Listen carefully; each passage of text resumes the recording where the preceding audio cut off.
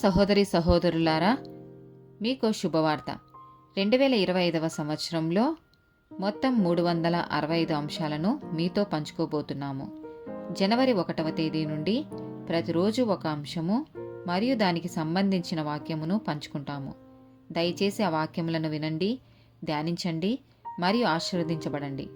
దయచేసి సబ్స్క్రైబ్ చేయండి మరియు మీ స్నేహితులతో పంచుకోండి. ధన్యవాదాలు.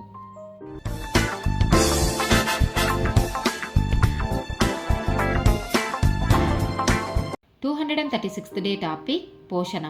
ఆదికాండము 1వ అధ్యాయము 29వ వచనము. దేవుడు, ఇదిగో భూమి మీదనున్న విత్తనములిచ్చు ప్రతి చెట్టును, విత్తనములిచ్చు వృక్ష ఫలములు గల ప్రతి వృక్షమును మీకిచ్చి ఉన్నాను, అది మీకాహారమగును. కీర్తనల గ్రంథము 104వ అధ్యాయము 14-15 వచనాలు. పశువులకు గడ్డిని, నరుల ఉపయోగమునకు కూర మొక్కలను ఆయన మొలపించుచున్నాడు. అందుమూలమున భూమిలో నుండి ఆహారమును, నరుల హృదయమును సంతోషపెట్టు ద్రాక్షారసమును, వారి మొగములకు మెరుగునిచ్చు తైలమును, నరుల హృదయమును బలపరచు ఆహారమును ఆయన పుట్టించుచున్నాడు.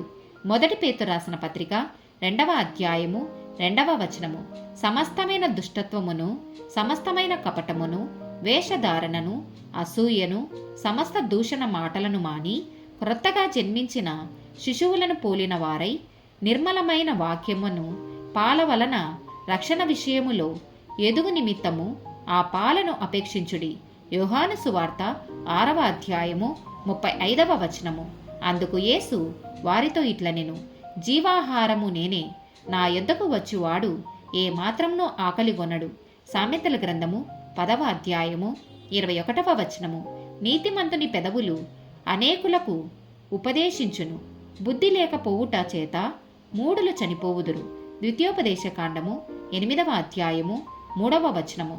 ఆహారము వలననేగాక యెహోవా సెలవిచ్చిన ప్రతి మాట వలన నరులు బ్రతుకుదురని నీకు తెలియజేయుటకు ఆయన నిన్ను అణచి నీకు ఆకలి కలగజేసి, నీవే గాని నీ పితరులే గాని ఎన్నడెరుగని మన్నాతో నిన్ను పోషించెను. మత్తయి సువార్త 4వ అధ్యాయము 4వ వచనము. అందుకాయన, మనుషుడు రొట్టె వలన మాత్రము కాదు గాని దేవుని నోట నుండి వచ్చు ప్రతి మాట వలనను జీవించును అని వ్రాయబడి ఉన్నదనెను. ఆమేన్.